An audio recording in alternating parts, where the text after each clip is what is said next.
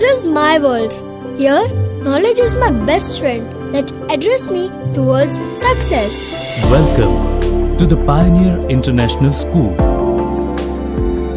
20 એકરમાં ફેલાયેલું પાટણનું એકમાત્ર green campus.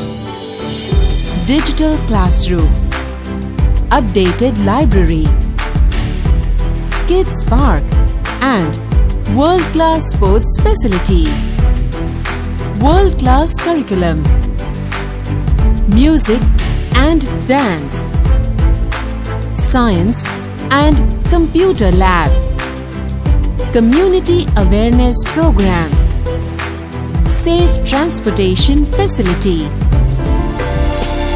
Every child is unique. જરૂર છે એમને ડેવલપ કરવાની અને આ કામ ફક્ત એક યુનિક સંસ્થા જ કરી શકે. To develop my future, so I am here. Pioneer International School. Admission open at Golapur, Patan.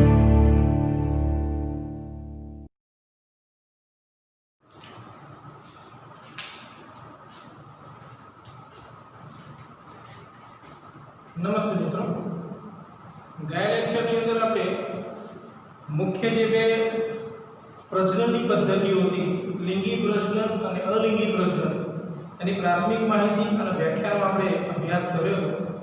હવે આપણે એનાથી આગળ સ્ટેપ જઈશું. હવે કે આપણે અલિંગી પ્રશ્નની શરૂઆત કરીશું.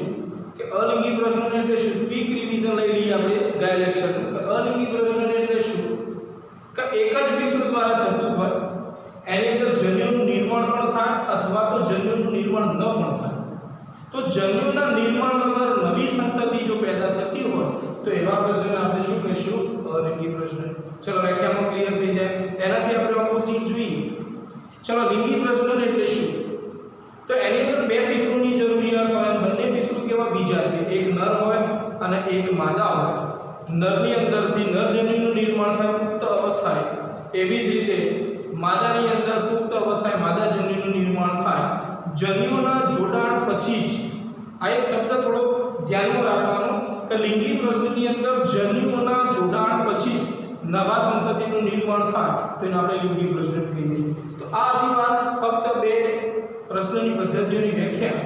તો હવે આપણે જોઈશું અલિંગી પ્રશ્ન એટલે શું અને એની કેટલીક પદ્ધતિઓ એ જોવાની છે. તો પહેલા આપણને અલિંગી પ્રશ્નની વ્યાખ્યાનો ખ્યાલ આવી જશે. ચલો વ્યાખ્યા ખ્યાલ આવી જાય. બેઝિક યાદ રાખવાનું કે MCQ માં પૂછાઈ શકે કે અલિંગી પ્રશ્નની અંદર કેટલા પિતૃની જરૂરિયાત હોય, લિંગી પ્રશ્નની અંદર કેટલા પિતૃની જરૂરિયાત હોય. આ એક MCQ યાદ રાખજો.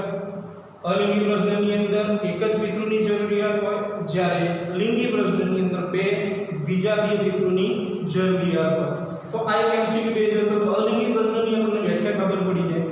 તો આ અલિંગી પ્રશ્ન દ્વારા કઈ પદ્ધતિ દ્વારા તો અથવા તો એ જે સજીવો જેની અંદર લિંગી પ્રશ્ન જોવા મળતું હોય, અલિંગી પ્રશ્ન જોવા મળતું હોય, એની અંદર કઈ રચનાઓનું નિર્માણ થાય અને એ રચના નવા સજીવોનું નિર્માણ કરે તો એના માટેની અલિંગી પ્રશ્નની કેટલીક પદ્ધતિઓ આવેલી છે. તો આપણે જે હવે પછીનો જે ટોપિક છે એ અલિંગી પ્રશ્નની કેટલીક પદ્ધતિઓ જે આપણે આપેલી છે. એક છે ફાજન ફિઝન, કલિકા સર્જન, બડિંગ, અવખંડન ફ્રેગમેન્ટેશન, પુનર્નિર્માણ, રિફોર્મેશન અથવા રિજનરેશન, બીજાણુ નિર્માણ સ્પોરુલેશન. તો આ કેટલીક જે પદ્ધતિઓ આપેલી એ બધી છે અલિંગી પ્રશ્નની પદ્ધતિઓ. અહીંયા તમે જોશો તો કયો આપેલી બધી જ પદ્ધતિઓની અંદર કહેવાય જન્યુનું નિર્માણ થતું નથી, પરંતુ નવા સંતતિના નિર્માણ માટે આ જે સજીવોની અંદર અલિંગી પ્રજનનની વિવિધ પદ્ધતિઓ જોવા મળતી હોય એની અંદર નવી સંતતિના નિર્માણ માટે કેટલીક રચનાઓનું નિર્માણ થાય અને એ રચનાના નિર્માણના અંતે નવા સજીવનું નિર્માણ થાય. તો આ કેટલીક પદ્ધતિઓ આપેલી છે. એની અંદર આપણે જોઈએ પહેલા ફાજન અથવા તો કહીએ ફિઝન. તો આપણે શરૂઆત કરીશું ફાજનથી. पहली पद्धति છે ભાજન અથવા જેને આપણે ફિઝન કહીએ છીએ. ચલો ભાજન એટલે શું? ખાલી એને સમજવા માટે ખાલી આપણે એક શબ્દ અહીંયા આગળ મૂકી દઈએ, વિભાજન. વિભાજન શબ્દ આપણે ભણી ગયેલા છે 11 માં. 10મા ચેપ્ટરની અંદર વિભાજન શબ્દ આવતો તો યાદ છે. એના આગળ પણ એક શબ્દ મૂકાઈએ તો કોષ વિભાજન. ચલો કોષ વિભાજન આપણે સમજીએ તો આ ભાજનની પ્રક્રિયાની અંદર એકદમ સરળતા રહેશે. चलो આપણે સમજીએ પહેલા કોષ વિભાજનના એના અંતે આપણે સમજીશું ભાજન. ચલો કોષ વિભાજન એટલે શું શબ્દ ખાલી સમજીએ. કોષ વિભાજન, ચલો કોષ વિભાજનની પ્રક્રિયામાંથી પસાર થતા હોય કોષ કેટલા ફક્ત એક જ હોય તો એક જે કોષ હોય એની અંદર ક્રમશઃ તબક્કાને અંતે એક કોષમાંથી બે બાળ કોષનું નિર્માણ થાય. 11મા ધોરણની અંદર ભણી ગયેલા એ કોષ વિભાજન, કોષ ચક્ર અને કોષ વિભાજનનું આખું ચેપ્ટર આપણે ભણી ગયેલા. ફક્ત ખાલી એની અંદર આપણે દર્શક કરવાનું છે. તો એક જે કોષ હતો એની અંદર તબક્કાવાર પ્રક્રિયાને અંતે બે બાળ કોષોનું સર્જન થયું એને આપણે કહીએ કોષ વિભાજન. તો અહીંયા તમે જો વિભાજનની અંદર શબ્દ છે ભાજન, તો અહીંયા કેટલા કોષ હતા? એક કોષ હતો. ક્રમશઃ પ્રક્રિયાને અંતે એમાંથી બે બાળ કોષનું સર્જન થયું. તો હવે આપણે ખ્યાલ આવી જાય. ચલો કોષ વિભાજનની ક્રમિક પ્રક્રિયા કઈ હતી એ પણ આપણે ભણી ગયેલા છીએ. તો કોષ વિભાજનની જે પ્રક્રિયા હોય, કોષ વિભાજનની અંદર મુખ્ય બે પ્રક્રિયાઓ થતી હોય. સૌપ્રથમ કોષ વિભાજન થાય, ઝડપથી યાદ કરી લો. સૌપ્રથમ કોષ કેન્દ્રનું વિભાજન થાય. કોષ કેન્દ્રનું વિભાજન થાય અને એક જે કોષ કેન્દ્ર હતું એનું વિભાજન થઈ બે કોષ કેન્દ્રો બનશે. કોષ કેન્દ્રનું વિભાજન જેવું સંપૂર્ણપણે પૂર્ણ થઈ જાય ત્યારબાદ થાય કોષ રસનું વિભાજન. અને કોષ રસનું વિભાજન પૂર્ણ થઈ જાય એટલે એક કોષમાંથી કેટલા કોષ બની જાય? બે કોષ બની જાય. તો આના આ જ કોન્સેપ્ટ આપણે યાદ રાખવાનો છે ભાજનની અંદર. આના આ બેઝ ઉપર છે ભાજનની પ્રક્રિયા. ચલો આટલું ક્લિયર થઈ જાય કે એક જે કોષ હોય એની અંદર ક્રમશઃ પ્રક્રિયાની અંતે બે પ્રક્રિયાઓ કઈ છે? કોષ કેન્દ્રનું વિભાજન અને કોષ રસનું વિભાજન. કોષ કેન્દ્ર વિભાજન પૂર્ણ થાય, કોષ રસનું વિભાજન પૂર્ણ થાય એટલે એક કોષમાંથી કેટલા બની જશે? બે બાળ કોષોનું નિર્માણ થાય. આ જ થિયરી પર આધાર છે ભાજનની પ્રક્રિયા. તો આપણે ભાજનની પ્રક્રિયા જોઈ લઈએ.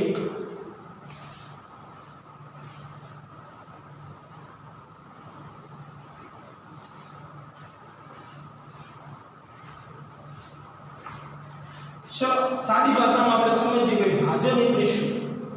આપણે વિભાજન કહીએ અથવા તો કહીએ ભાજન એટલે શું. સાદી ભાષામાં યાદ રાખવું હોય તો વિભાજન એટલે ભાગ થવા. વિભાજન સોરી આપણે કે ભાજન એટલે શું? ભાગ થવા.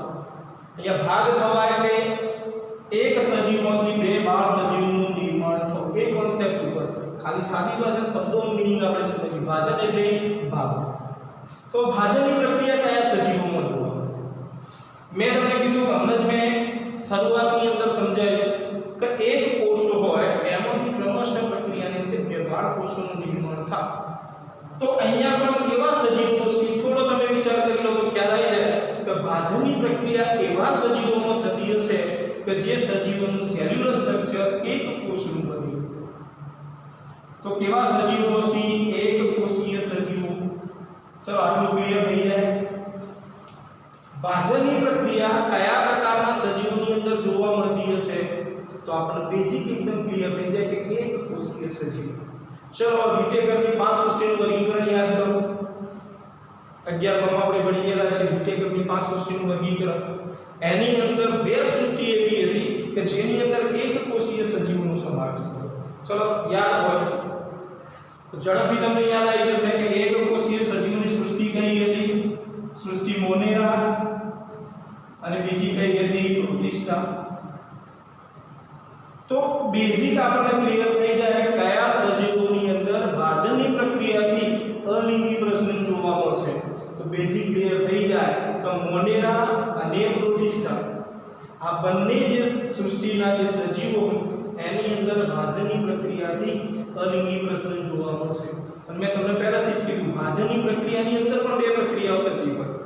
કઈ? તો એનો કોષ કેન્દ્ર કારણ કે એક કોષીય સજીવો જો એક મોનેરા હોય કે પ્રોટિસ્ટા સૃષ્ટિ બધા જ સજીવો એક કોષીય. હવે ભાજનની પ્રક્રિયા જોઈ એની અંદર પણ બે તબક્કા થતા હોય. પહેલો તબક્કો કયો? કોષ વિભાજનનો યાદ કરો તો પણ યાદ આવી જાય. સૌપ્રથમ કોષ કેન્દ્રનું શું થશે? વિભાજન. ખાલી સમજી લઈએ એક કોષ કેન્દ્રમાંથી કેટલા કોષ કેન્દ્ર બની જશે? એટલે આ પ્રથમ તબક્કો કોષ કેન્દ્ર વિભાજનનો પૂર્ણ થયો. ત્યારબાદ કઈ પ્રક્રિયા થશે અથવા કયો તબક્કો? બીજો તબક્કો. એની અંદર આ બંને કોષ કેન્દ્રો એકબીજાથી દૂર ખસશે અને કોષ વિભાજનની શરૂઆત થઈ જશે. જ્યારે કોષ વિભાજન સંપૂર્ણપણે પૂર્ણ થઈ જાય એટલે એક પિતૃની અંદરથી બે બાળ સજીવોનું શું થઈ જશે? નિર્માણ. હવે તમે જો અહીંયા કે જન્યુનું નિર્માણ થયું નથી, પિતૃની સંખ્યા કેટલી છે? 1. તો અલિંગી પ્રજનનની વ્યાખ્યાની અંદર પણ આ એકદમ સુટેબલ થઈ જાય. તો એક પિતૃની અંદરથી ક્રમશઃ વિભાજનના અંતે કોષ કેન્દ્ર વિભાજન, ત્યારબાદ કોષ રસ વિભાજનના અંતે બે સજીવોનું નિર્માણ થાય તેને આપણે ભાજન તરીકે ઓળખીએ છીએ. એમસીક્યુ માટે યાદ રાખજો કે ભાજનની પ્રક્રિયા કઈ સૃષ્ટિની અંદર જોવા મળતો પણ આપણે એક્ઝામ્પલ યાદ હોવા જોઈએ. મોનેરા અને પ્રોટિસ્ટા સૃષ્ટિ. ચલો આપણે મોનેરાની અંદર કોનો સમાવેશ થાય એ પણ આપણને ખ્યાલ, પ્રોટિસ્ટાની અંદર પણ કોનો સમાવેશ થાય એ પણ ખ્યાલ. બેઝિક એની અંદરથી મોનેરા સૃષ્ટિનું કોઈ પણ ઉદાહરણ મૂકી શકાય, પ્રોટિસ્ટા સૃષ્ટિનું કોઈ પણ એક ઉદાહરણ મૂકી શકાય. જરૂરી નથી કે મોનેરા અને પ્રોટિસ્ટા જ લખેલું હોય, બંનેના એક એક એક્ઝામ્પલ મૂકેલા હોય તો પણ આપણને આવડવા જોઈએ. તો આ વાત છે ફક્ત ભાજનની પ્રક્રિયા. કઈ સૃષ્ટિ અને કેવી રીતે થાય આપણને ખ્યાલ આવી જાય કે ભાજનની પ્રક્રિયા એક કોષીય સજીવો ખાસ કરીને મોનેરા અને પ્રોટિસ્ટા સૃષ્ટિની અંદર કેટલા તબક્કામાં ભાજનની પ્રક્રિયા પૂર્ણ થાય? 2 તબક્કા. કોષ કેન્દ્રનું વિભાજન, ત્યારબાદ કોષ રસનું વિભાજન અને બે બાળ સજીવોનું નિર્માણ થાય. પ્રક્રિયાને શું કહીએ? ભાજન. અથવા તો આપણે કહીએ કે 2 શબ્દ વાપરીએ તો એના કરતાં ઘણી વખત શું થાય? 2 ના કરતાં પણ વધારે થાય. તો હવે આપણે પછી પ્રકાર જોઈશું. તો અહીંયા કોષ કેન્દ્ર વિભાજન, કોષ રસ વિભાજનને અંતે નવી સંતતિનું નિર્માણ થાય તેને આપણે ભાજન તરીકે ઓળખીએ છીએ. એક્ઝામ્પલ પણ આપણને યાદ રહેશે. ચલો એના પછી આપણે જોઈએ કે ભાજનના કેટલાક બીજા 2 પ્રકાર પડતા હોય છે તેનો અભ્યાસ કરીએ.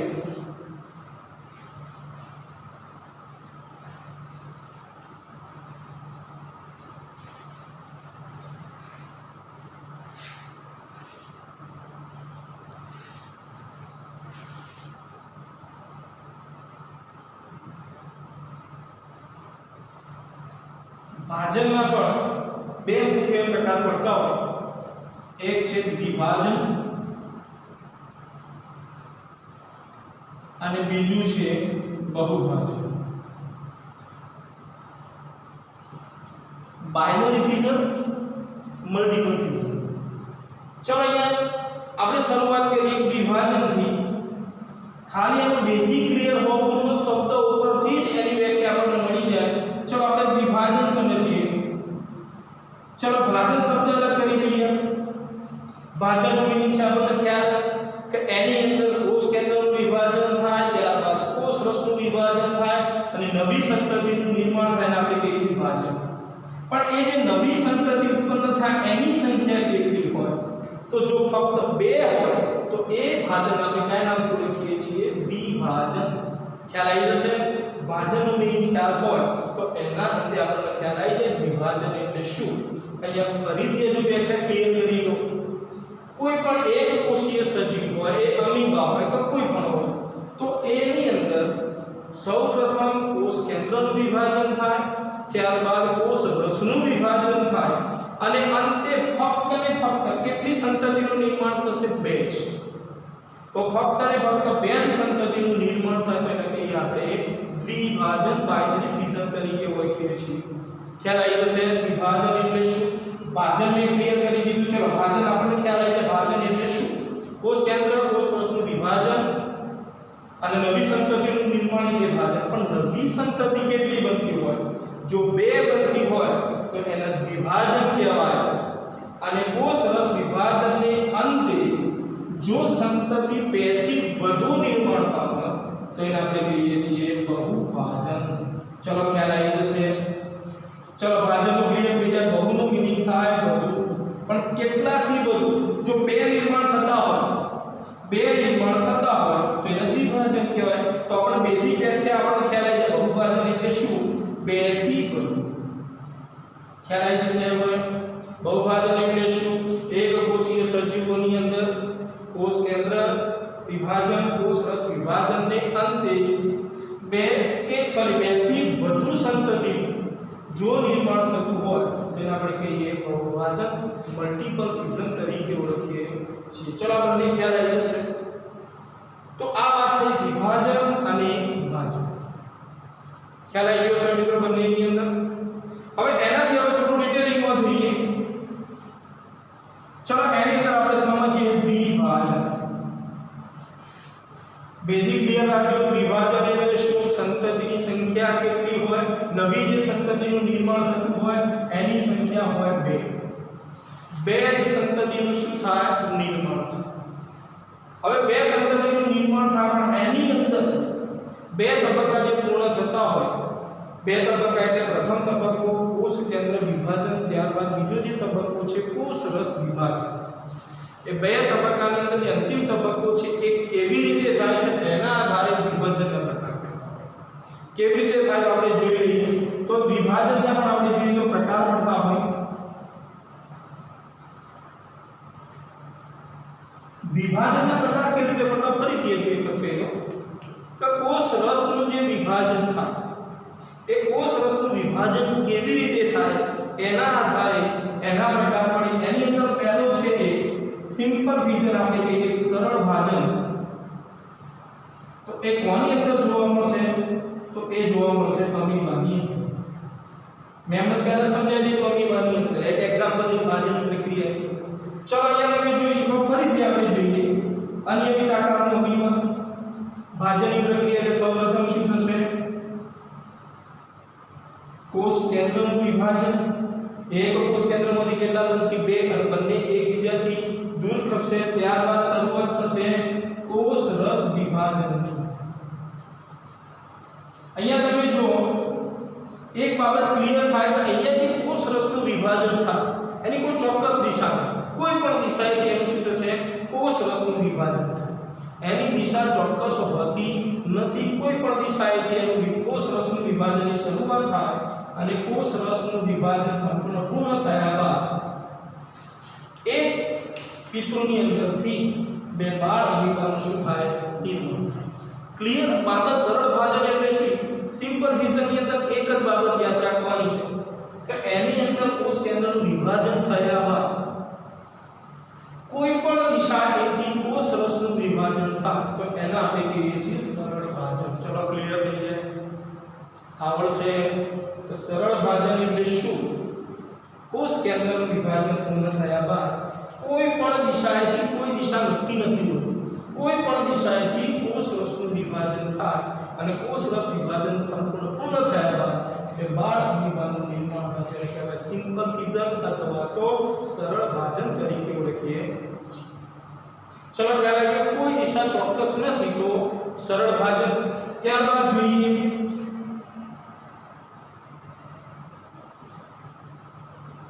અનુપ્રસ્થ ભાજન.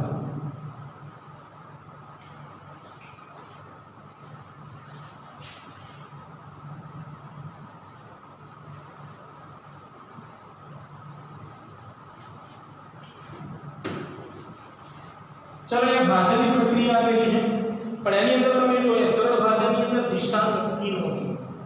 અહીંયા તમે જો દિશા નક્કી છે. કોઈ પણ જે સજીવ હોય એક કોષીય સજીવ એની અનુપ્રસ્થ દિશાએથી અથવા તો કે આડું વિભાજન થાય. એની અંદર ખાસ ઉદાહરણ લઈએ પેરામીશિયમ. પેરામીશિયમની અંદર શું હોય? આકાર આપણને ખ્યાલ.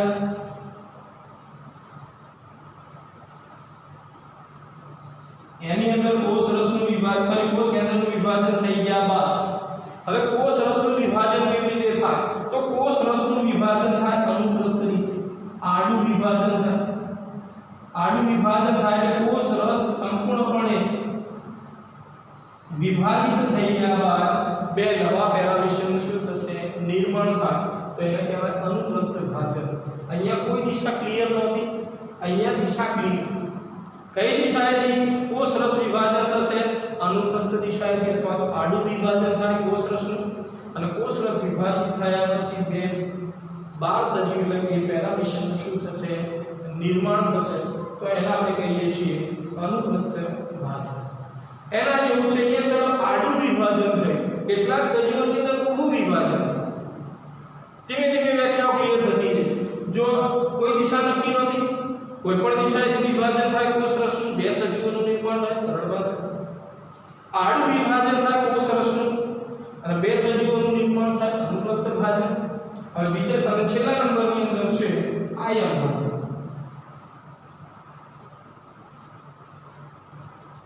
આયન ભાજનની અંદર તમે જોઈ શકો કે એક કોષીય જે સજીવ છે યુગ્લિના અને વર્ટિસેલા, યુગ્લિના અને વર્ટિસેલાની અંદર કેવું વિભાજન થાય? ઊભું વિભાજન. ધારો કે યુગ્લિનાની અંદર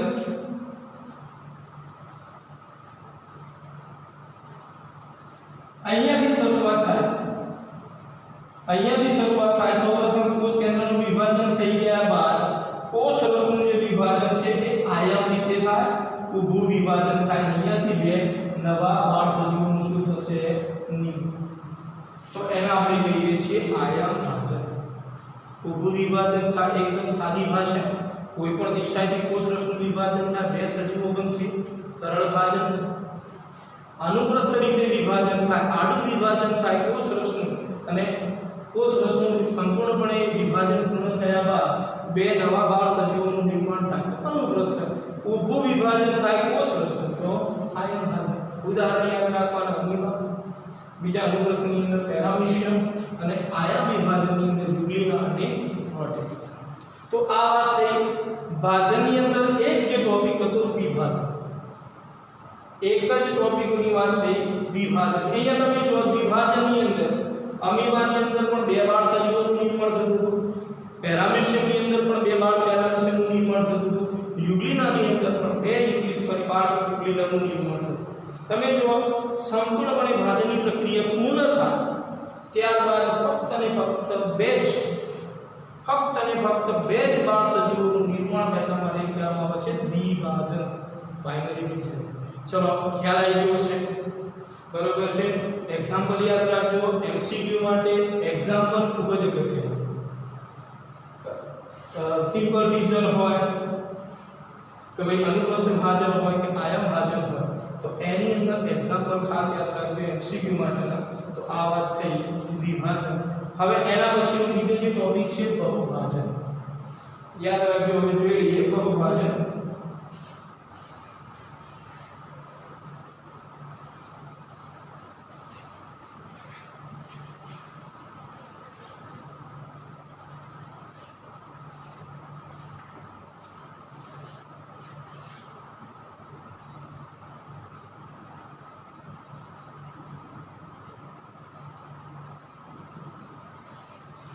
चलो भाजन शब्द तो ख्याल आई जैसे वारंवार जो रिपीट करूं છું ભાજન એટલે શું? કોષ કેન્દ્રનું વિભાજન, કોષ રસનું વિભાજન, ત્યારબાદ નવી સંતતિનું નિર્માણ થાય એટલે ભાજન. જો નવી સંતતિ બેની સંખ્યામાં હોય તો વિભાજન, અને બે થી વધારે હોય તો સરળતાથી યાદ રહી જાય બહુભાજન. ખ્યાલ આવી જશે. ચલો હવે જોઈએ આપણે એનું ઉદાહરણ લઈએ છીએ અમીબા. અમીબાના ઉદાહરણથી આપણે સમજીએ બહુભાજન, મલ્ટીપલ ફિઝન. તો એની અંદર ભાજનની જે પ્રક્રિયા થાય, કોષ કેન્દ્રનું વિભાજન અને કોષ રસનું વિભાજન, એ અહીંયા એની અંદર થોડો બદલાવ આવશે. કેવી રીતે બદલાવ આવશે આપણે જોઈએ તો પહેલો તબક્કો છે કોષ કેન્દ્ર વિભાજન. કોષ કેન્દ્રનું વિભાજન થાય એટલે એક જ અમીબાની અંદર અનેક કોષ કેન્દ્રનું નિર્માણ થશે. એક જ વખત કોષ વિભાજન થાય તો બે, પણ અનેક વખત અથવા તો વધુ વખત વિભાજન થાય કોષ કેન્દ્રનું, તો એમાંથી બે થી વધારે કોષ કેન્દ્રનું શું થશે? નિર્માણ થશે. એ સમય દરમિયાન પ્રતિકૂળ પરિસ્થિતિ હોવાના કારણે અમીબા પોતાની આજુબાજુએ એક જાડું આવરણ બનાવી દેશે, જેને આપણે સિસ્ટ અથવા તો કોસ્ટ કહીએ છીએ, અથવા તેને કોસ્ટલ કહેવાય છે. કે અનફેવરેબલ કન્ડિશન હોય એ વખતે અમીબા પોતાની જે બહારનું જે આવરણ છે એ સહેજ જાડું આવરણ બનાવી દેશે, જેને આપણે સિસ્ટ અથવા તો કોસ્ટલ તરીકે ઓળખીએ. હવે જે બીજો તબક્કો કોષ કેન્દ્રનું વિભાજન પૂર્ણ થયા બાદ બીજો તબક્કો કયો આવશે? તો બીજો તબક્કો છે કોષ રસ વિભાજન. અહીંયા થોડો બદલાવ, કોષ રસ વિભાજન થતું નથી, પરંતુ એ જે કોષ રસ છે એ સમગ્ર કોષ કેન્દ્રની ફરતે વીંટળાઈ જશે.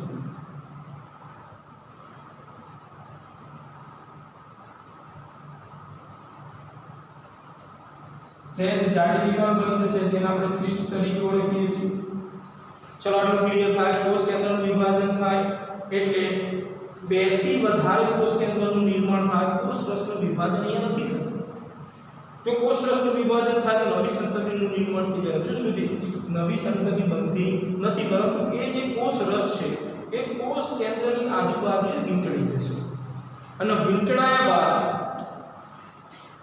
હવે આ કોષ કેન્દ્રની આપણે અંદાજ કરી લઈએ. આ જે કોષ કેન્દ્ર હોય એની આજુબાજુએ કોષ રસ વીંટળાઈ જશે કોષ કેન્દ્રની ફરતે. હવે આ કોષ કેન્દ્રની જે ભૂમિકા હશે એ બાળ જ્યારે અમીબા માટે ફેવરેબલ કન્ડિશન આવશે, ત્યારે અનુકૂળ પરિસ્થિતિ આવશે, ત્યારે સિસ્ટ અહીંયાથી તૂટી જશે. હવે આ કોષ કેન્દ્રને પહેલા શું કહેવામાં આવશે? એને બાળ અમીબા. તો અહીંયાથી જ્યારે સિસ્ટનું આપણે કહીએ સ્ફોટન થાય એ વખતે એની અંદર રહેલા તમામ બાળ અમીબા, હું શબ્દ બદલું છું, બાળ અમીબા બહારની બાજુ આવશે.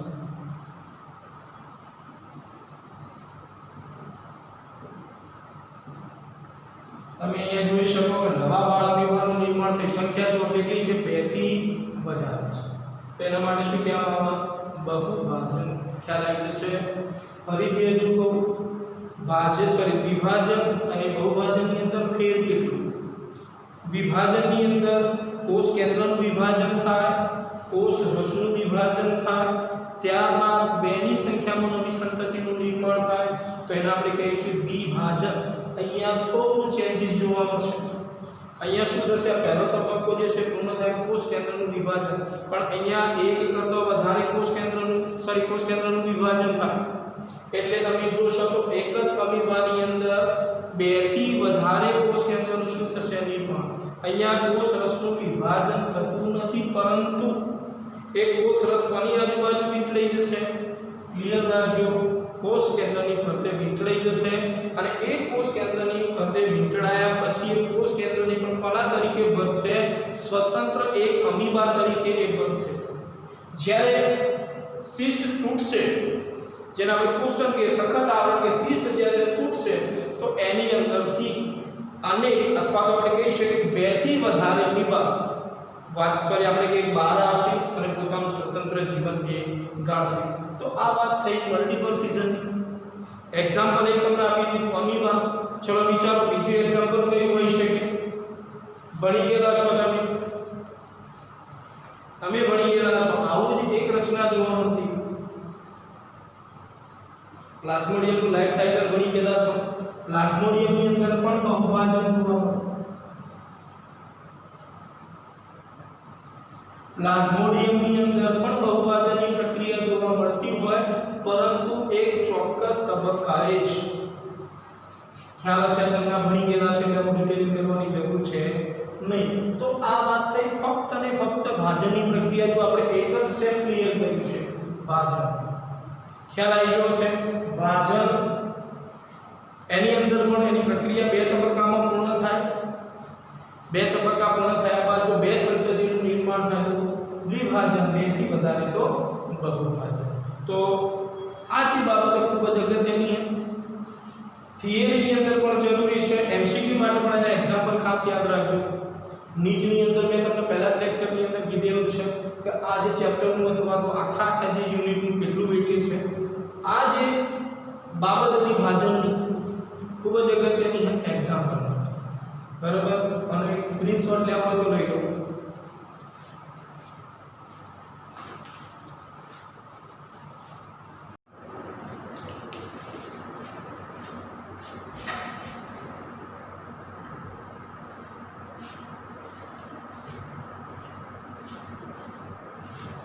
નમસ્તે. તો આપણે ભાજનની પ્રક્રિયા સંપૂર્ણપણે સમજી ગયા છીએ. બેઝિક એના એક્ઝામ્પલ જે છે બધા યાદ રાખવાના છે, એમસીક્યુ માટે ખૂબ જ અગત્યના છે. ભાજનની પ્રક્રિયા હવે પૂરી થઈ જાય અથવા તો ભાજનની પદ્ધતિ જે પૂરી થઈ જાય તેના પછી આપણે હવે જોઈશું બીજા નંબરની કલિકા સર્જન. કલિકા સર્જન એટલે કલિકાનું નિર્માણ થવું. પણ આપણે એ બાબત ક્લિયર હોવી જોઈએ અથવા તો એ શબ્દનો આપણને ખ્યાલ હોવો જોઈએ કે કલિકા એટલે શું. પહેલો જે એક શબ્દ જે છે કલિકા, અને આ કલિકાનો જે આપણે કહીએ છીએ ખાલી સિમ્પલ વ્યાખ્યા આપીએ છીએ એ વ્યાખ્યા આ થિયરી માટે પણ અગત્યની છે. આના પછીની જે થિયરી આવશે વાનસ્પતિક પ્રજનનની પદ્ધતિ એના માટે પણ આ કલિકા શબ્દ અથવા તો કલિકાની વ્યાખ્યા ખૂબ જ અગત્યની છે. એટલે ધ્યાનથી સાંભળી લો કે કલિકા સર્જન, તો એની અંદર આ એક શબ્દ છે કલિકા. કલિકા અથવા તો આપણે કહીએ વર્ડ કલિકા એટલે શું કે એવી અલ્પ વિકસિત રચના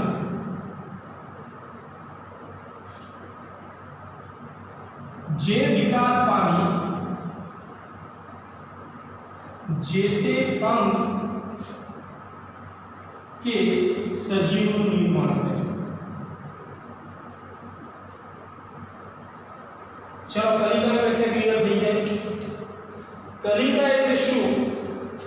એવી અલ્પ વિકસિત રચના. શરૂઆતના તબક્કે વિકસિત રચના હોતી નથી. શરૂઆતમાં એ અલ્પ વિકસિત હોય, ક્રમશઃ વિકાસની પ્રક્રિયા પૂર્ણ થાય એટલે સંપૂર્ણ વિકસિત બનશે.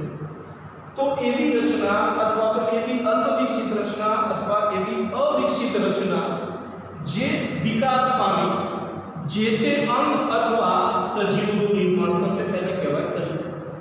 કલિકાનું નિર્માણ થવું એટલે જ આપણે કલિકા સર્જન. અને એ કલિકા દ્વારા નવા સજીવનું શું થશે? નિર્માણ થશે.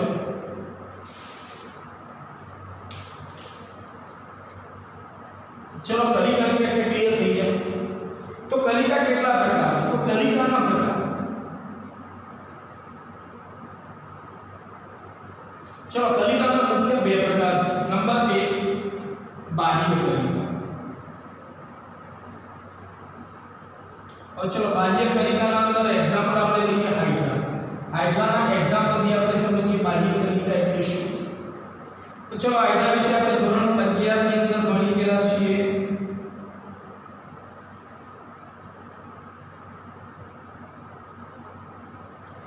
હાઇડ્રાની અંદર એની જે બાહ્ય સપાટી હોય એ બાહ્ય સપાટીના કેટલાક કોષો વારંવાર વિભાજન પામી એક અલ્પ વિકસિત રચનાનું નિર્માણ કરે છે. એવો શબ્દ ખ્યાલ આવી જવો જોઈએ. અલ્પ વિકસિત રચના એટલે શું કહીએ આપણે? કલિકા. અલ્પ વિકસિત રચના કોષ વિભાજન દ્વારા ઉત્પન્ન થાય તો એને આપણે કહીશું કલિકા. પણ આ જે કલિકા હોય એ વિકાસ પામે. કલિકા એ વિકાસ પામીને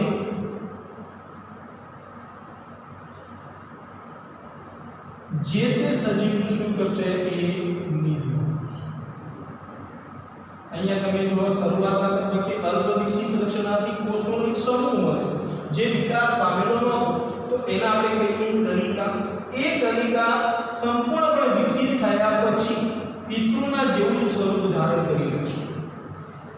તો વિકસિત થયા પછી પિતૃ જેવું સ્વરૂપ ધારણ કરી લેશે અને સંપૂર્ણ વિકાસ પૂરો થયા પછી પિતૃથી શું થઈ જશે? એ અલગ થઈ જશે અને પોતાનું સ્વતંત્ર જીવન એ ગુજારશે.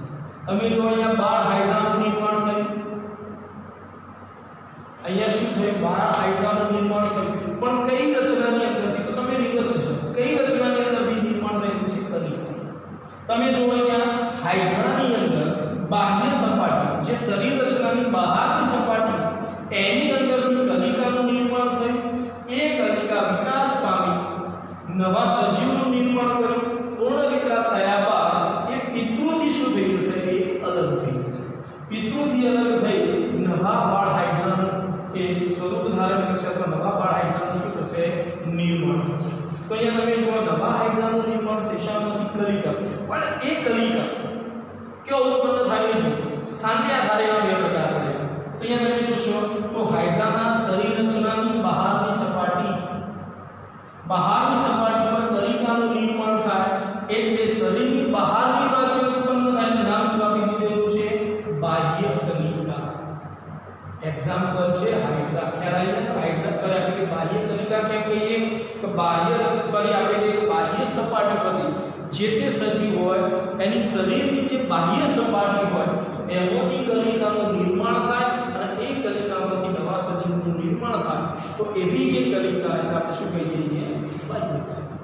ચલો ખ્યાલ આવી જાય. ચલો એવી ત્રીજી એક રચના છે તો બીજી કલિકા છે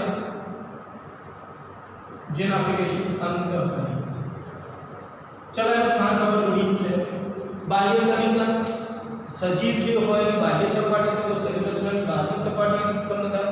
અંતઃકલિકા એટલે શું? આ બીજું પરથી એનું સ્થાન ક્લિયર થઈ ગયું. તો અંતઃકલિકા એટલે જે તે સજીવ હોય એ સજીવના શરીરની અંદરની બાજુએ વિકાસ પામી નવા સજીવનું નિર્માણ કરશે એને આપણે અંતઃકલિકા કહીએ છીએ. શ્યામાં જોવા મળે છે વાદળીની અંદર. અને વાદળીના મુખ્ય બે પ્રકાર બની ગયેલા છે અત્યારમાં. તો મીઠા પાણીની જે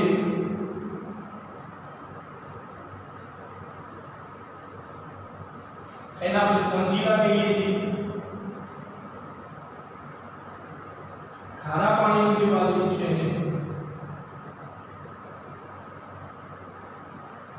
એને સાઈ. એમસીક્યુ માટે અગત્યનો ટોપિક છે. મીઠા પાણીની વાદળી કયા નામથી ઓળખાય? સ્પોન્જીલા. ખારા પાણીની વાદળી સાઈ. બરોબર છે. તો એની અંદર અંતઃકલિકા જોવા મળે.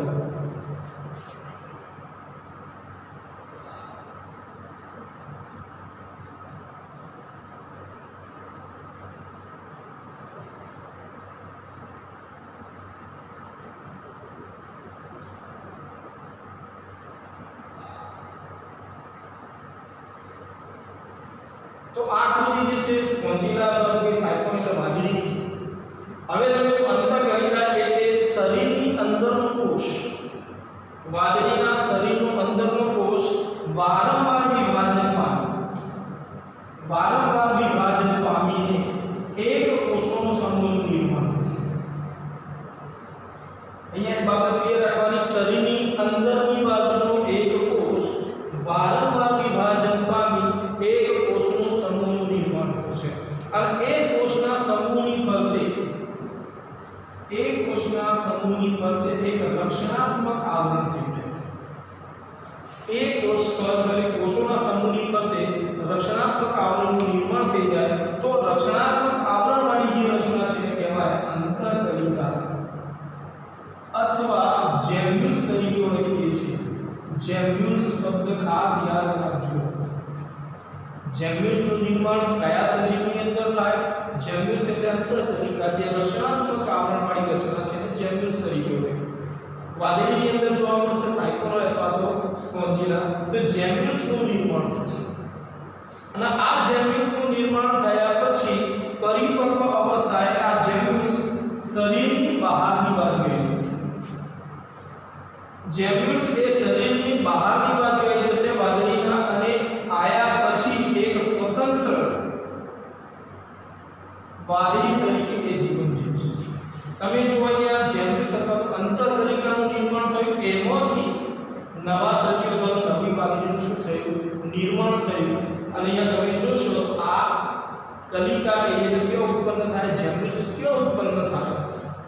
વાદળીના શરીર રચનાની અંદરની બાજુએ નામ શું આપેલું છે? અંતઃકલિકા. ખ્યાલ આવી જશે. તો કલિકા સર્જન, કલિકા એટલે શું એ પણ ક્લિયર કરાવી દીધું. કલિકા કેટલા પ્રકારની? તો બે પ્રકારની. બાહ્ય કલિકા, અંતઃકલિકા. કલિકા કયો નિર્માણ પામે? સ્થાનને આધારે બે પ્રકાર. હાઇડ્રાની અંદર શરીર રચનાની બહારની બાજુએ કલિકાનું નિર્માણ થાય બાહ્ય કલિકા કહીએ છીએ. વાદળીની અંદર સ્પોન્જીલા હોય સાયકોન એની શરીર રચનાની અંદરની બાજુએ કલિકાનું નિર્માણ થાય અંતઃકલિકા તરીકે ઓળખીએ છીએ અથવા તેને જેમ્યુલ્સ તરીકે ઓળખીએ છીએ. તમે અહીંયા જો કલિકાનું નિર્માણ થાય અને એ કલિકાના નિર્માણ પછી એક કલિકામાંથી નવા સજીવનું શું થશે? નિર્માણ થશે. એટલે આપણે કહીએ કલિકા સર્જન. તો આ વાત થઈ બીજા ટોપિક કલિકા સર્જનની. એના પછી એક ટોપિક છે અવખંડન. આપણે અવખંડન જોઈ લઈએ.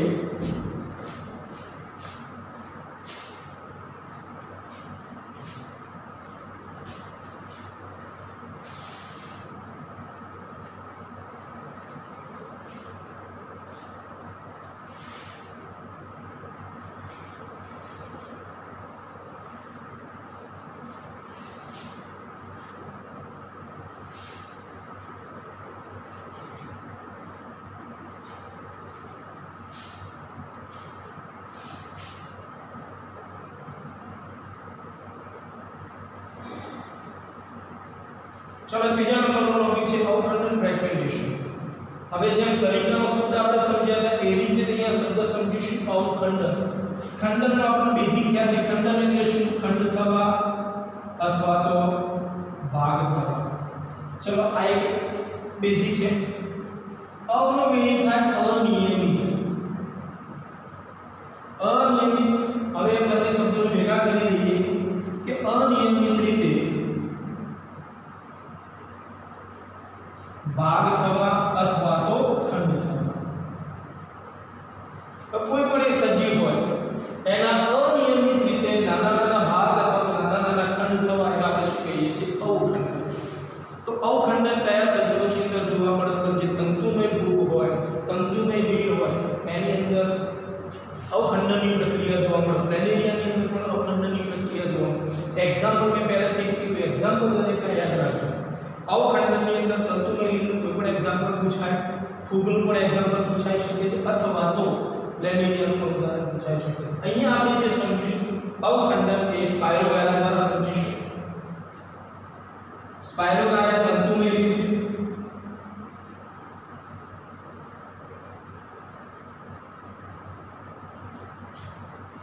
હવે આ જે સ્પાઇરોગાયરાના જે તંતુ હોય, ફિલામેન્ટ જે હોય એ કોઈ પણ પરિસ્થિતિના આધીન હોય, બાહ્ય પરિસ્થિતિ, અંતર પરિસ્થિતિ, કોઈ પણ પરિસ્થિતિના આધારે એના નાના નાના ખંડોની અંદર શું થઈ જશે? એનું વિભાજન થઈ જશે।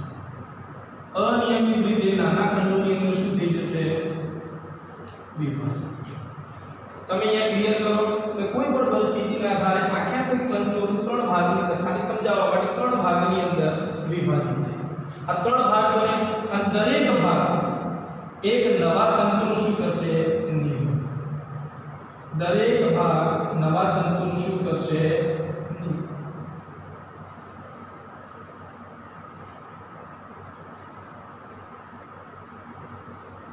તમે અહીંયા જોઈ શકો એક જ ફિલામેન્ટ હતું, એક જ તંતુ હતું, 3 ટુકડા થયા અનિયમિત રીતે અને દરેક ટુકડામાંથી નવા સ્વતંત્ર સ્પાઇરોગાયરાના તંતુનું નિર્માણ થાય। એક જ તંતુની અંદરથી 3 તંતુઓનું નિર્માણ થાય, પણ પ્રક્રિયા કઈ થઈ? આખે આખું જે ફિલામેન્ટ હતું એ અથવા આખે આખું જે તંતુ હતું એ નાના ટુકડાઓની અંદર વિભાજિત થઈ ગયું। દરેક ટુકડામાંથી નવા સજીવનું શું થયું? નિર્માણ થયું। તો એ પ્રક્રિયાને આપણે અવખંડન અથવા તો ફ્રેગમેન્ટેશન તરીકે ઓળખીએ છીએ। પ્લેનેરિયાનું પણ ઉદાહરણ આપેલું છે, પણ આપણે સમજીએ છીએ સ્પાઇરોગાયરા। તો આ વાત થઈ અવખંડનની પ્રક્રિયા। ખ્યાલ આવી ગયો હશે? તો અવખંડનની અંદર ઉદાહરણ પણ યાદ રાખજો। એના પછી છે પુનઃનિર્માણ।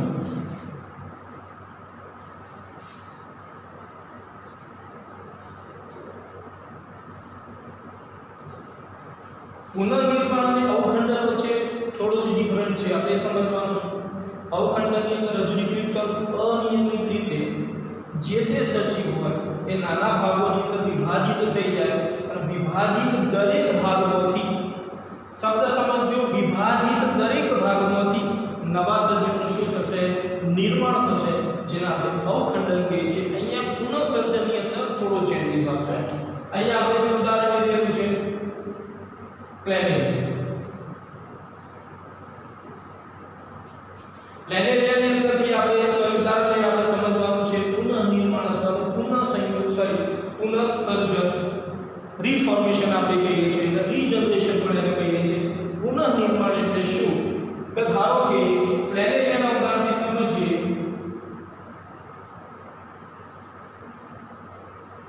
પ્લેનેરિયાનો કોઈ પણ આપણે પ્લેનેરિયા જે સજીવ છે એ કોઈ પણ પરિસ્થિતિના આધારે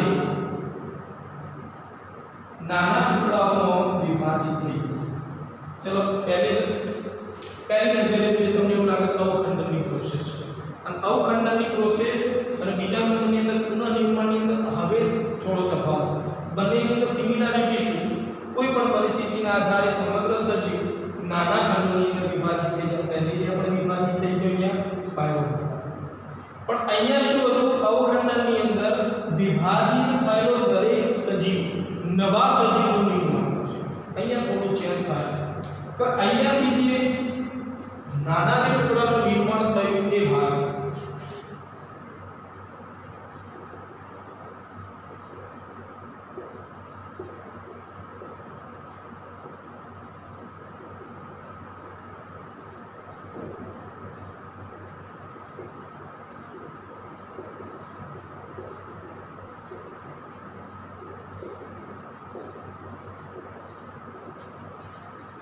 તફાવત હવે આવશે બંનેની અંદર શું છે કે અહીંયા બંનેને સિમિલારિટી છે અવખંડન અને પુનઃસર્જન હવે પુનઃસર્જનની અંદર શું થાય કે અહીંયા વિભાજિત થયેલો જે ભાગ છે તે વિભાજિત થયેલો ભાગ એમાંથી નવો સજીવ નહીં પરંતુ વિભાજિત થયેલો જે ભાગ અથવા નાના ખંડનું જે નિર્માણ થયું છે એ ભાગ એની શરીર રચના પૂર્ણ કરવા માટે ધારો કે આ જે એક ભાગ લઈએ તો આ ભાગની શરીર રચના પૂર્ણ કરવા માટે કેટલા ભાગની જરૂર છે આ બે ભાગ તો આ ભાગની શરીર રચના પૂર્ણ કરવા માટે જે ભાગ ખૂટતા હોય એ ભાગનું શું થશે પુનઃનિર્માણ થશે એટલા માટે ટોપિકનું નામ આપેલું છે પુનઃનિર્માણ અહીંયા સમગ્ર સજીવનું નિર્માણ થશે તો સજીવની જે ભાગ ખૂટતા હોય એ ભાગનું શું થશે પુનઃનિર્માણ ધારો કે આ ભાગનું ઉદાહરણ લઈએ આપણે તો આ ભાગની શરીર રચના પૂર્ણ કરવા માટે આ બે ભાગની જરૂરિયાત છે તો ફક્ત બે જ ભાગનું શું કરશે નિર્માણ કરશે તો અહીંયાથી પણ એક પ્લેનેરિયમ શું થઈ જશે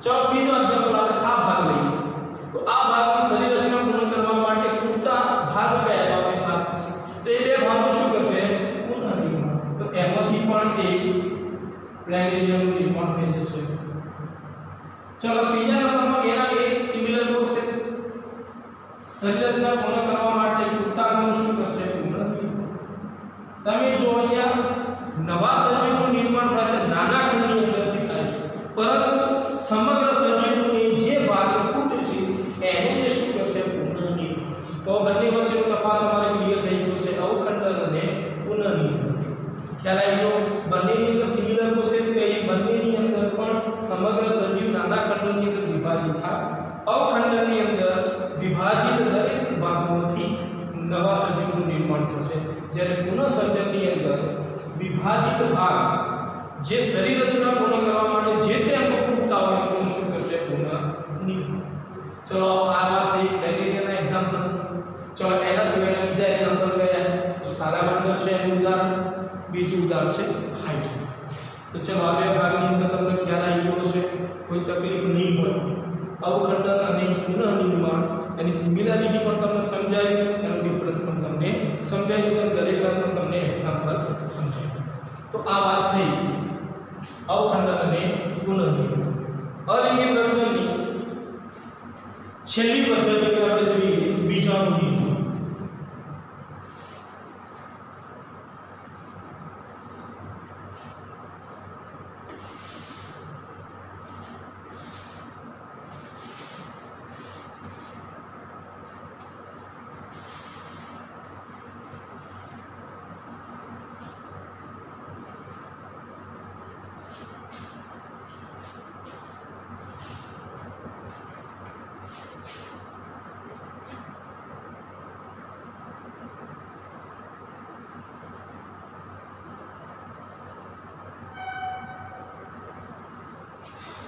સજીવો નવો સજીવ પેદા કરવા અથવા નવી સંતતિનું નિર્માણ કરવા માટે જુદા જુદા પ્રકારના બીજાણુનું નિર્માણ કરતા એ બીજાણુ પ્રતિકૂળ પરિસ્થિતિની અંદર પણ નિર્માણ પામી શકે અથવા અનુકૂળ પરિસ્થિતિની અંદર એનું અંકુરણ પણ થઈ શકતું હોય તો વિવિધ પ્રકારના બીજાણુનું નિર્માણ થાય અનફેવરેબલ કન્ડિશનની અંદર એ બીજાણુઓમાંથી જે તે સજીવનું શું થશે નિર્માણ થશે તો બીજાણુ કેટલા પ્રકારના આપણે જે ટોપિક આવેલા છે એ જ પ્રમાણે જોઈએ તો એની અંદર પહેલું જે આપેલું છે અમીબાનું એક્ઝામ્પલ આપેલું છે અમીબાની અંદર બીજાણુ સર્જન અથવા બીજાણુ કેવા પ્રકારના નિર્માણનું બીજાણુ સર્જનની આપણે કઈ પ્રોસેસ કેવી રીતના હોય તો આપણે જોઈએ તો બીજાણુ નિર્માણની પ્રક્રિયા અમીબાની અંદર કે અનિયમિત આકારનો અમીબા પણ એની અંદર એક બાબત યાદ રાખવાની અમીબાની અંદર બીજાણુ નિર્માણની પ્રક્રિયા ક્યારથી શરૂઆત થાય જ્યારે પ્રતિકૂળ પરિસ્થિતિ હોય ત્યારે ખૂબ જ યાદ રાખજો આ બાબત બીજાણુ નિર્માણની શરૂઆત અમીબાની અંદર ક્યારથી થાય કે જ્યારે પ્રતિકૂળ પરિસ્થિતિ હોય ત્યારે બીજાણુ નિર્માણની શરૂઆત થાય અને એ પ્રક્રિયાની અંદર શું થશે તો બીજો ફેરફાર છે અમીબા પ્રતિકૂળ પરિસ્થિતિની અંદર પોતાના જે ખોટા પગ છે એ ખોટા પગનું શું કરશે સંકોચન ખોટા પગનું સંકોચન કરશે એટલે રચના કેવી પ્રાપ્ત થશે ગોળાકાર રચના કેવી પ્રાપ્ત થશે ગોળાકાર અને એ ગોળાકાર રચના ઉપર 3 સ્તરના રક્ષણાત્મક આવરણ ત્રિસ્તરીય રચના જોવા મળશે. તો ત્રિસ્તરીય આવરણ ગોળાકાર રચના કેવી રીતે પ્રાપ્ત થાય ખ્યાલ આવશે કે પ્રતિકૂળ પરિસ્થિતિની અંદર અમીબા પોતાના ખોટા પગનું શું કરશે? સંકોચન કરશે, ગોળાકાર રચના પ્રાપ્ત થશે અને એની ઉપરની બાજુ જાડું આવરણ, જે ત્રિસ્તરીય જાડું આવરણ હોય, આવી જે ગોળાકાર રચના છે એને આપણે કહીએ કોષ્ટક. શિષ્ટ તરીકે ઓળખવામાં રચના કોષ્ટકનું નિર્માણ કેવી રીતે થયું? પ્રશ્ન પૂછાય છે તે યાદ રાખજો. અમીબાની અંદર પ્રતિકૂળ પરિસ્થિતિની અંદર ખોટા પગનું સંકોચન થાય એટલે ત્રિસ્તરીય ગોળાકાર રચનાનું નિર્માણ થાય, જેને આપણે શું કહીએ? કોષ્ટક. કોષ્ટકનું નિર્માણ થયા બાદ એની અંદર કોષ કેન્દ્રનું વારંવાર વિભાજન થાય. તો કોષ્ટકની અંદર વારંવાર કોષ કેન્દ્રનું વિભાજન થશે એટલે કોષ કેન્દ્રની સંખ્યા 2 થી શું થશે? વધારે. વારંવાર વિભાજન થાય એટલે શું થશે? કોષ કેન્દ્રની સંખ્યા વધશે. તો પહેલો આપણે ટોપિક હતો કોષ કેન્દ્રનું વિભાજન, ત્યારબાદ શું થાય? કોષ રસ વિભાજન. પણ અહીંયા કોષ રસનું વિભાજન નથી થતું. એ કોષ રસ જે કોષ કેન્દ્ર હોય એની ફરતે કંટકીય રીતે સ્પાઇનોસ્પોમા કહીએ આપણે, કંટકીય રીતે કોષ કેન્દ્રની ફરતે શું થશે? વીંટળી થશે. તમે જોશો તો હવે આ જે રચના રહી એક અમીબા જે ખોટા પગ ધરાવતી એવી રચના, તો એના આપણે અહીંયા તો બીજાણુ છે, તો અહીંયા તમે એનું એટ્લાસ કરી જોશો તો એની કોષ કેન્દ્રની ઉપરની બાજુએ કોષ રસ કંટકીય રીતે વીંટળાયેલો જોવા મળશે. તમે જોશો તો અમીબાના ખોટા પગ જેવી રચના, તો ખોટા પગ જેવી રચના ધરાવતો જે બીજાણુને શું કહીએ આપણે? કૂટપાદીય બીજાણુ. તો અમીબાની અંદર કયા પ્રકારના બીજાણુનું નિર્માણ થાય? કૂટપાદીય બીજાણુ. સુડોપોરિયા સ્પોર કહીએ આપણે, સુડોપોરિયા સ્પોર તરીકે ઓળખીએ. તો ખોટા પગ જેવી રચના ધરાવવાના નામ શું આપણે? કૂટપાદીય બીજાણુ. જ્યારે આ બધી પરિસ્થિતિ પ્રતિકૂળ પરિસ્થિતિની અંદર થશે, જ્યારે કન્ડિશન ફેવરેબલ થશે અથવા તો કે અનુકૂળ પરિસ્થિતિ થાય ત્યારે, અનુકૂળ પરિસ્થિતિ થાય ત્યારે જે કોષ્ટકનું જે ત્રિસ્તરીય આવરણ શું થશે? તૂટી જશે. કોષ્ટકનું ત્રિસ્તરીય જે આવરણ હતું, જે રચનાત્મક આવરણ હતું, તૂટી જશે અને એની અંદરથી હવે જે કૂટપાદીય બીજાણુ આવશે, બહાર જે આવશે તે હવે સ્વતંત્ર બાળ અમીબા તરીકે ઓળખાશે. જ્યારે શિશુનું સ્ફોટન થાય ત્યારે અથવા કોષ્ટકનું સ્ફોટન થાય ત્યારે, ક્યારે થાય? કે અનુકૂળ પરિસ્થિતિ, ત્યારે બધા જ આપણે કે કૂટપાદીય બીજાણુ બહાર આવશે અને બહાર આવ્યા પછી દરેક બીજાણુ સ્વતંત્ર બાળ અમીબા તરીકે શું થશે? તે જીવન જીવશે. તમે અહીંયા જો બીજાણુનું નિર્માણ થયું, કૂટપાદીય બીજાણુનું નિર્માણ થયું અને એ બીજાણુ નવા સજીવનું શું કર્યું? અહીંયા નિર્માણ કર્યું. તો પહેલી બાબત હતી બીજાણુ નિર્માણની અંદર અમીબાનું એક્ઝામ્પલ લીધું અને એની અંદર કૂટપાદીય બીજાણુનો આપણે અભ્યાસ કર્યો. તો આ વાત થઈ. બાબત કેવી યાદ રાખવાની છે? એની અંદર અમીબાની અંદર પ્રતિકૂળ પરિસ્થિતિની અંદર કોષ્ટકનું નિર્માણ થાય, જ્યારે એની અંદર કોષ કેન્દ્રનું વારંવાર વિભાજન થાય, કોષ રસ વિભાજન પામતો નથી, એ કોષ કેન્દ્રની ફરતે કંટકીય સ્પાઇનોસ્પોમની અંદર એ વીંટળાશે. વીંટળાયા પછી કંટકીય રચના ધરાવતું કોષ કેન્દ્ર કયા નામથી ઓળખાય? કૂટપાદીય બીજાણુ. જ્યારે અનુકૂળ પરિસ્થિતિ આવશે ત્યારે કોષ્ટકની દિવાલ તૂટશે અને તેની અંદરથી દરેક કૂટપાદીય બીજાણુ સ્વતંત્ર અમીબા તરીકે જીવન જીવશે. તો આ વાત થઈ કૂટપાદીય બીજાણુ અમીબાની અંદર. એવા કેટલાક બીજા બીજાણુ છે, નામ આપણને ખબર છે. બીજાણુના પ્રકાર કેટલા છે? બીજાણુના પ્રકાર બીજા મુખ્ય 2 પ્રકાર છે. પહેલું એક્ઝામ્પલ આપણે જોઈ લઈએ. બીજા પ્રકાર છે ચલ બીજાણુ. ચલો, ચલ બીજાણુ એટલે શું? ચલિત હોય એવા બીજાણુ. ધારો કે આપણે જે ચાલીએ છીએ, મનુષ્યમાં પોતાની આપણે જે ચાલીએ છીએ, આપણે કઈ રચનાની મદદથી ચાલીએ? તો કયા અંગની મદદથી ચાલીએ? તો આપણે ચાલવા માટેની રચના છે પગ. તો ચલિત બીજાણુ હશે એક જગ્યાએથી જે સ્વયં બીજી જગ્યાએ જવા માટે કઈ રચનાનું નિર્માણ કરેલું હશે? તો એની અંદર કશાની રચના.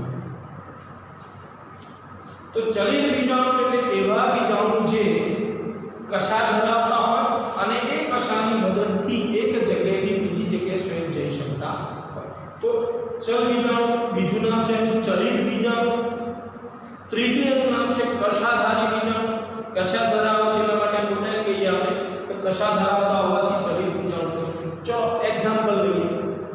ક્લેમિડોમોનાસના જે બીજાણુ કેવા ચલિત બીજાણુ. કેમ ચલિત બીજાણુ? તો ક્લેમિડોમોનાસના જે બીજાણુઓ હોય એની ઉપરની બાજુ બેની સંખ્યામાં શું હોય? કશા. તો કશા ધરાવતા હોવાથી સ્વયં એક જગ્યાએથી બીજી જગ્યાએ જઈ શકતા હોવાથી નામ શું આપેલું છે? ચલિત બીજાણુ પણ કહીએ, ચલ બીજાણુ પણ કહીએ, કશાધારી બીજાણુ પણ તરીકે ઓળખીએ છીએ. તો એક્ઝામ્પલ ચલ બીજાણુ કયું થશે? ક્લેમિડોમોનાસ. ચલો એના પછી બીજું એક એક્ઝામ્પલ આપણને ખ્યાલ છે બીજાણુ અચલ બીજાણુ. નોન મોટાઇઝેશન. અચલ બીજાણુ એટલે શું? જે ચલિત નથી, એક જગ્યાએથી બીજી જગ્યાએ સ્વયં જઈ શકતા નથી, કોઈ માધ્યમની જરૂરિયાત. તો એવા અચલિત બીજાણુ અચલિત કેમ હોય? કેમ કે એની અંદર કશાની રચના હોતી નથી. તો કશાની રચના નથી એટલે કહેવું હોય તો આપણે કહી શકીએ કશા વિહીન બીજાણુ. ખ્યાલ આવી જશે? કશા વિહીન બીજાણુ. કશા વિહીન બીજાણુ શાનો ઉત્પન્ન થાય? તો કશા વિહીન બીજાણુ આપણે જે એક્ઝામ્પલ આપ્યું છે પેનિસિલિયમ.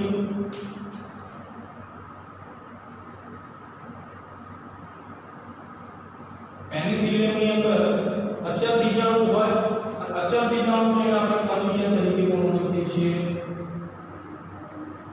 કણી બીજાણુ પણ કહીએ છીએ. બધા નામ યાદ રાખજો, કણી બીજાણુ અથવા તો એને કોલિડિયા તરીકે પણ ઓળખીએ છીએ. ખ્યાલ આવી જશે એની બરાબર? તો આ થયા ત્રણ પ્રકારના બીજાણુ અમીબાની અંદર.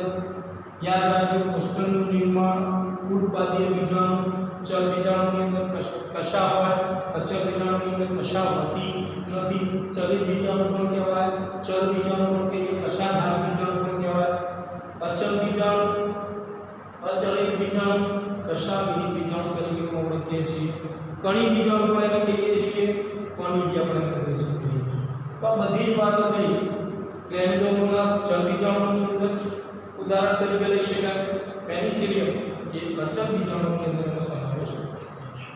તો આ વાત થઈ ટોટલી આપણે હવે અલિંગી પ્રજનન પદ્ધતિઓ જે વિભાજન, કલિકા સર્જન, અવખંડન, પુનઃનિર્માણ અને બીજાણુ નિર્માણ, ટોટલી આપણે બધી જ પદ્ધતિઓ સમજાવી દીધી ઉદાહરણ સાથે.